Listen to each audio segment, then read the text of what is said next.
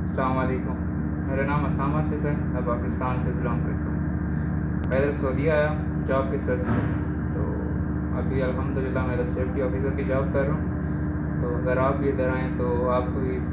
اگر health and safety میں آنا چاہتے ہیں تو آپ کی کورس وغیرہ کر کے جیسے نربوش اوشا یا کچھ بھی، اور اگر ادھر آپ کا کوئی ریلیٹیو ہے جو آپ کو اسپانسر کر سکتا ہے تو ویل اینڈ گڈ۔ کوئی بھی ٹیکنیکل ایجوکیشن ہونی چاہیے، جیسے کہ آپ کو پتہ ہے پاکستان میں میکسیمم لڑکے انٹرمیڈیٹ کرتے ہیں یا میٹرک کرتے ہیں، تو کوئی فیملی کی وجہ سے ایجوکیشن کو کنٹینیو نہیں کر سکتے، کوئی ویسے ہی مطلب ہی چھوڑ دیتے ہیں۔ اس لیے جو بھی باہر آئے اس کے لیے ٹیکنیکل ایجوکیشن ہونی ضروری ہے، کوئی بھی نرسنگ وغیرہ کے ہو جائے یا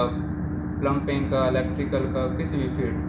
کبھی آپ باہر آئیں تو آپ کو مطلب بھی مشکلات کا سامنا نہ کرنا پڑے، ادھر آئیں تو ادھر آپ کو ایزیلی کوئی بھی کام مل سکے۔ کنسٹرکشن میں تو یہ کام ایزیلی مل جاتا ہے، کوئی مسئلہ نہیں ہوتا، تو اس لیے ٹیکنیکل ڈپلومہ وغیرہ کچھ بھی ہونا چاہیے آپ کے پاس۔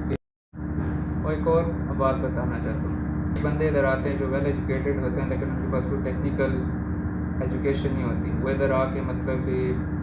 خوار ہوتے ہیں، ادھر آ کے ان کو اچھی جاب نہیں مل سکتی، وہ پھر